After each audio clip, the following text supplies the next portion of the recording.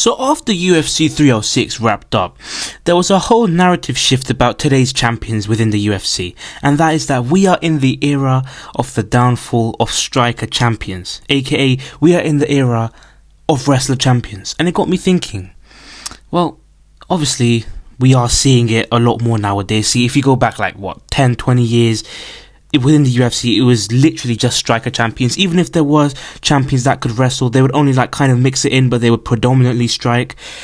But nowadays, we see people like Merab and Belal. Those are the two main ones anyway. These guys, they have a very wrestling heavy style, and a lot of people think it's killing the UFC. But are they really killing the UFC? Or are people just hating? I guess we'll find out.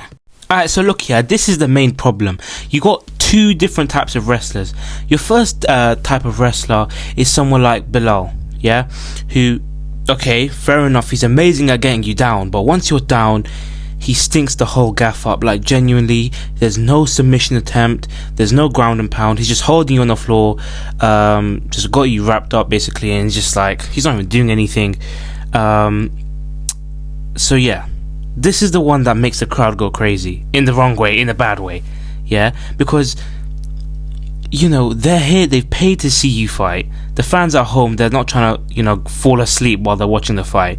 Yeah, and we saw this really recently at UFC 304 where, we had a striker versus a wrestler, kind of, well, I guess Leon's not really a striker, he's kind of all really well-rounded, but we saw Belal just take him down and just keep him on the floor, and that just got him the win. He cruised to a victory there, and that's not what the fans want to see. Now here's the problem, yeah, whenever, I've said this before, yeah, whenever there's a striker versus a wrestler matchup, unfortunately the wrestler wins every time.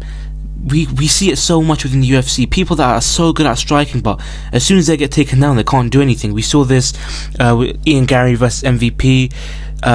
Even I know this isn't a very good example, but Robles de Spain, we saw him. He's obviously got crazy knockout power, but as soon as he gets taken down, he can't do anything. So yeah.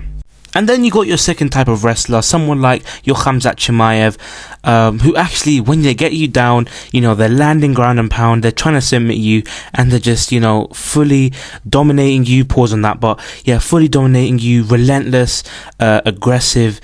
That's the kind of wrestling the fans like to see, and Khamzat Chimaev does it really well. We also saw it pretty recently at UFC France when Benoit Saint-Denis took on Renato Moicano. We saw Renato Moicano take him down, just land vicious ground and pound, which ultimately led him to getting that win. So yeah, I mean, look, this is what the fans want. If you are going to be a wrestler like Chimaev, who does, to be fair to him, he does stand a lot and trade with strikes as well, but if you are going to take him down, at least be fun to watch. Go for the submission attempts, go for the ground and pound. We saw what's that guy's name, Magomed Sharipov. He's retired now, but we saw him got some of the craziest submissions. We saw him get a banana split that one time. That was a cold submission. But yeah, they actually do stuff with their takedowns, and this is the main issue.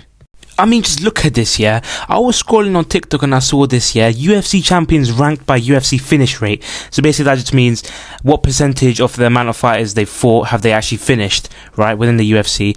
Coming in at dead last, of course, we have the number one main man when it comes to wrestling, Merab Dvalishvili, 9%.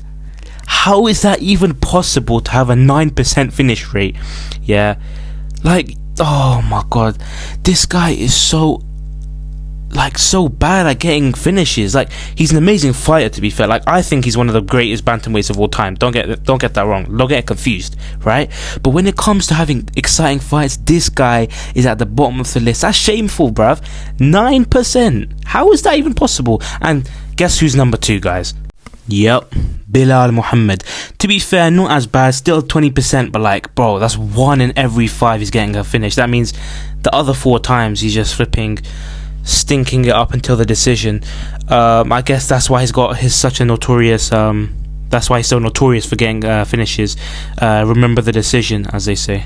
Look, and the best example we can use for comparison is literally just happened, UFC 307, right? Pereira versus Khalil Roundtree. This fight was amazing, start to finish, action-packed, and guess what? Not a single takedown, right? It's all time, the whole time, striking. Now I see why Dana White made this fight, right? Because, you know, okay, if you brought in Ankalaev, then that would have just stunk up the whole thing. Ankalaev probably would have won as well, which is the sad part. But here we have a striker versus a striker matchup, and that's gonna like provide the best fight for the fans, provide the best results, and provide basically the most exciting fight. And that's why I don't want Ankalaev to fight for the title. Now look, obviously he deserves it. Yeah, that's what I'm praying. Listen, no one likes the Dagestanis more than I do, right? Obviously the Muslim brothers, come on. But like, bruv, there's no one that's a fan of Ankalaev. Please tell me one person that is, please. He's got no personality. I've never heard him say a word in my life. I've never heard him say a single word in my life. Yeah, this guy's got no personality. All he does is just wrestle. So I'm just hoping and praying that Rakic wins. I know there's literally no chance. But yeah, I mean, hopefully Rakic wins so that Ankalaev doesn't get the title shot, and then Rakic gets the title shot against Pereira, and Pereira can get another knockout. But yeah, I mean, talking about Pereira, there's a reason why he's got the most star power in the UFC. Him and Aspinall, because they're flashy. They get KOs, they got crazy power, you know, they hardly wrestle. I mean, I know Tom Aspinall does wrestle a bit, but in general, they're mostly strikers, and they go for the finish. That's what they want. They're not going for sticking up to a decision, yeah? They want to put on a show for the fans, and that's what a real true champion does. And when it comes to star power, bro, how can you even deny that the strikers are so clear of the wrestlers, right? We look at people, like, just think of some of the most popular fighters of all time, right? Conor McGregor obviously is a big name to mention. He was a striker, you know, we saw him, that era, Conor McGregor era was so different, man. When he knocked out Jose Aldo, knocked out Eddie Alvarez to become double champ, that was just a different time, man. I don't think we're ever going to get something like that again with a man with such star power. But, you know, just think to even more recent champions. Israel Adesanya, you know, he was a striking champion. Anderson Silva, he was a striking champion. There's so many, literally so many striking champions that were amazing at striking, even Holloway. But the problem is, as soon as they go up against wrestlers, yeah, they lose the belt, right? Because although striking on the feet, they might land more and, you know, make more damage, but as soon as they get taken down, it's over. And, you know, realistically, it's easier to take someone down. It's harder to stay up than getting taken down, right? If you get what I'm trying to say. Unless you have like some crazy takedown defense like Jose Aldo. But yeah, realistically, you know, we saw literally recently Izzy couldn't win against DDP. He was winning the fight until he got taken down. As soon as he got taken down, what happened? Yeah, straight submitted. Sean O'Malley, obviously, he just got dominated by Merab. Leon Edwards, we saw him get dominated by Belal. And yeah, I mean, just in general, like the wrestler champions are just so unbearable to watch, especially the ones that go for no submission attempts. Like, oh my days, imagine if Movsar Evloev became champion. But genuinely, if Movsar Evloev becomes champion, I'm opening my window and just jumping out, I swear, fam. Look, I guess this is what I'm just trying to say, yeah? We need more champions like Ilia Topuria, yeah? He can wrestle, but he predominantly strikes, yeah?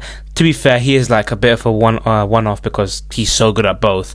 But, you know, he does strike, and then if he needs to, or if he wants to, he can just take in, you know, mix in with the wrestling as well. And he's fun to watch. He's got good KO power. He's got a fun style. And, you know, he doesn't wrestle. He doesn't keep him down too much. He actually goes for the submission attempt. And this is what we need. We need champions that, you know, predominantly strike, yeah, but just take in the do some wrestling here and there, you know, but don't rely on it like Belal does, yeah? Because realistically, if Belal just stood on the feet the whole time, he would lose, right? Just simple as that. And I guess we will see what happens against Shavkat Rakhmonov. You know, I'm going to make a whole separate video about Shavkat Rakhmonov versus Belal. So yeah, stay tuned for that. But yeah, that's pretty much it for today's video. You guys let me know if you agree with me down in the comment section down below. Any other thoughts, and yeah, I'll see you guys later. Safe.